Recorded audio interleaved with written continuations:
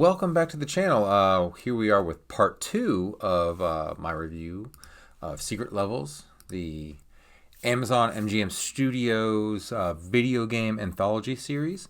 If you haven't already, I did episodes 1 through 4. That'll probably be the end card of this video.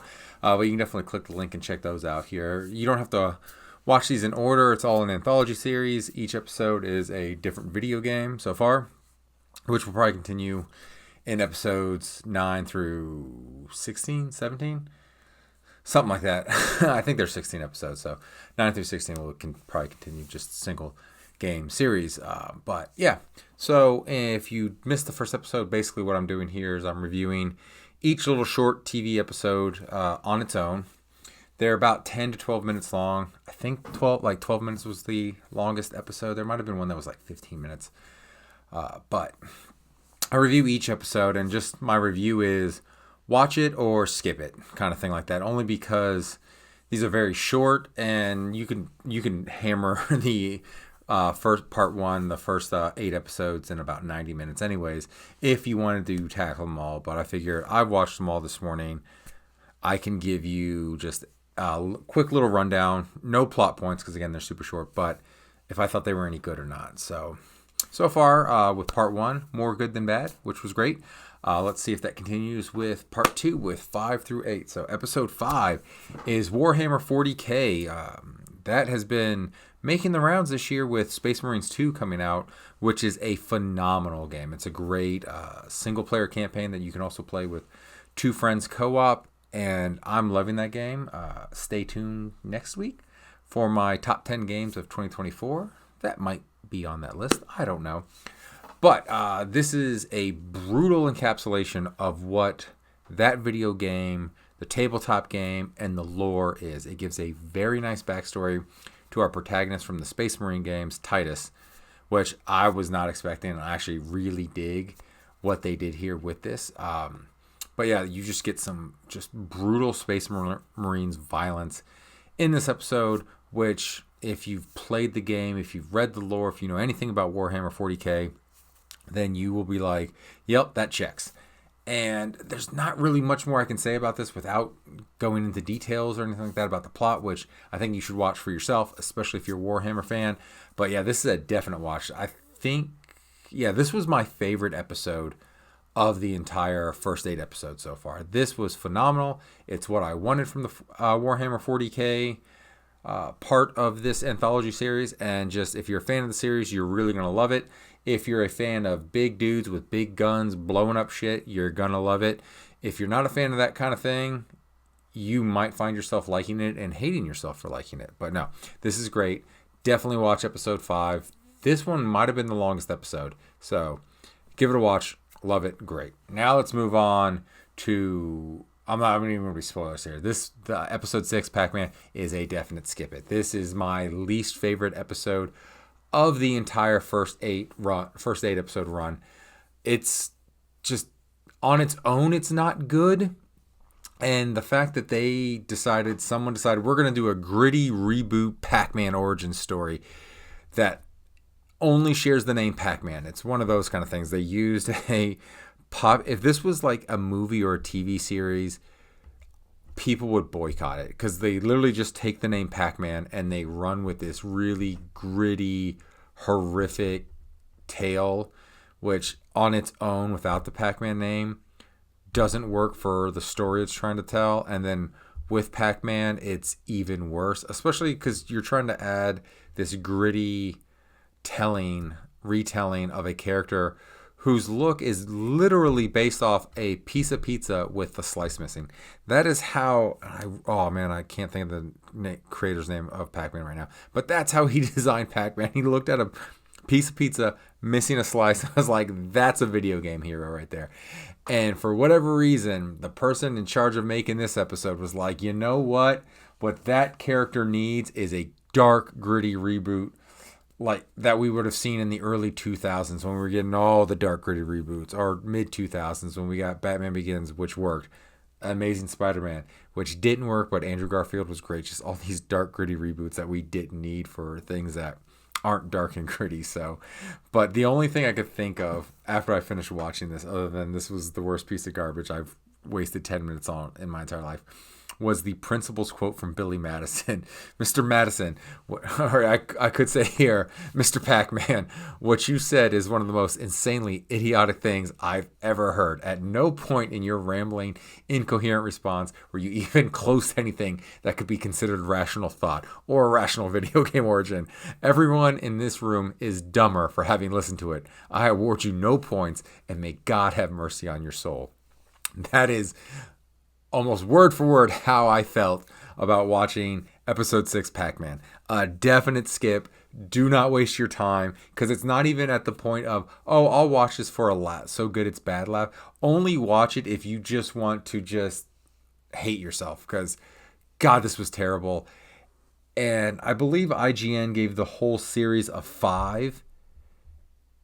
And this episode 6 points to why a reviewer would give such a bad score to the entire series. So far, I don't think the series is a 5. I think it's better than that, but I'm taking each episode on its own. I'm not going to rate the whole series because everything's an anthology. Everything is based on a video game, and a lot of what you're going to get out of the games is, or out of the episodes, is how much you know of this game. But you could know everything about Pac-Man, and this would disgust you. You could know nothing about Pac-Man, and this would disgust you. As I look at my arcade 1-Up Miss Pac-Man machine right now as I'm reading this, God, that was terrible. I don't even write this much. Now I'm going off the cuff, off the script for this, just because it was so bad. Definitely skip this one. Like, don't even waste your time. It's not worth watching at all. Huge skip. Save yourself the 10 minutes. So after that, let's move on to episode 7, Crossfire. Much like New World episode 3, I did not know what this was. I had to look this one up. It's apparently a multiplayer shooter, first-person shooter game. So it kind of, and I'll be honest, when I saw Crossfire, I thought, because we did Warhammer, which started as a tabletop game and then became a video game, I thought maybe, hey, we're gonna do a story based on the 90s board game of the same name, Crossfire. But no, it's not that. It's based off the first-person shooter multiplayer game. And they kind of go with that kind of psychology in that, because you have two sides. It's, well, one, the setup for this is just a extended military car chase scene, which is fantastic. It's it's tense, it's gripping, but it suffers from one problem. Because they're basing this on just a multiplayer game where there is no good guys or bad guys, we're not told who the protagonist and antagonist in this episode is. So there's no stakes here, because we don't know who to root for. We don't know if we want to root for the guys being chased or the guys doing the chasing. So in that sense, you can watch a car chase and be like, this is really cool, and it was, and the shooting and everything in it is all very cool. But what would have made it better if I knew who to root for in this scene, because then I could be like, oh man, are they going to make it? Are they going to make it? Or are they going to catch them? Are they going to catch them? Kind of thing like that. And in no point, you can kind of, maybe they want you to make up your own mind as to which are the good guys and the bad guys, because a person on one side seems kind of sleazy, but that doesn't necessarily mean they're a bad guy. And the other side makes mention of something not falling into the wrong hands. But again, good versus bad a lot of times is your sense of perspective. So almost everybody thinks they're the good guy. So that doesn't help. Like, I'm not big on audience hand-holding, but you at least need to know, you at least need to tell your audience who the good guy and the bad guy is. And I think that would have helped this episode a lot if I would have known who I was supposed to root for, because then it would have been more tense. Because without that, I'm just like, it doesn't matter if they catch them, or if it doesn't matter if they get away, because I don't know who is in the right here. So it loses some of its tension there, because you don't know who to root for. And in all honesty, this is a nice case study on that, because it's one of those things where you could ask yourself, when it comes to storytelling, stuff like that, if the reader, if the audience doesn't know who to root for, does tension still exist there? And for me, with this particular episode, no, there was no tension there at all. I didn't care who lived or died, because I didn't know these people. I didn't know who was good. I didn't know who was bad. So it lost a lot of tension there. I didn't really feel bad for anybody when they got offed in it. But still a really cool chase episode. and I thought it was really cool to watch. So definitely worth a watch. It's only 10 minutes. Really cool watch. And maybe if you've played the game, maybe some of these characters you might recognize, like, oh, that's a good person, that's a bad person. So again, that's one of those things where this was maybe made for the players of that game, so they might know more than us who don't. But again, still a really cool car chase. Definite watch. And now we come to the last one. This video game series has got a bit of a renaissance. From Software's own Armored Core with episode 8. Really cool conceptual short to kind of this almost felt like an E3 sizzle reel, like a pre-rendered trailer for an Armored Core game coming out. And it really hooks you, and it's really cool, and it makes you want to play Armored Core. But also, I wanted to watch more of this episode. This is another one of those episodes, kind of like Warhammer and D&D, where I kind of wanted more out of that. I wish it was longer. I wish I could have seen more. There was a bold choice here for this episode. They chose Keanu Reeves to voice the character, and where it's not a one-to-one Keanu on screen, the character definitely looks like Keanu. Because I actually thought, before I heard the character talk, I was like, that kind of looks like Keanu. Then I heard him talk, and I was like, I'm pretty sure that's Keanu. And it was Keanu Reeves. I say bold choice because Keanu Reeves video games, I immediately started thinking Johnny Silverhand from Cyberpunk 2077. And then because of the setting of Armored Core, it's kind of, barren wasteland, kind of like the world is outside of the Matrix. I also got kind of Neo vibes, especially because when he gets in his Armored Core, he kind of has to get jacked in, like he had to get jacked into the Matrix. So I definitely got this Johnny Silverhand mixed with Neo vibes for this character. That could just be my own prejudice on just those two entertainment options of a video game and a movie. But it's not, it's a little distracting, but it doesn't detract from the overall sense of this short, especially once you get into the Armored Core battles. When you get into those battle scenes, they look really cool. And kind of sticking with the Matrix, they kind of look like something that could have been in the Animatrix, that DVD collection of anthology shorts that we got between Matrix 1 and 2, or 2 and 3. I don't remember, but we got the Animatrix. But yeah, really, really cool, and a definite watch it from there. So once again, we've got 3 watches and 1 skip. So far, I would say this is, again, I haven't seen the other 8 episodes, but this is batting more than what IGN gave it for a 5.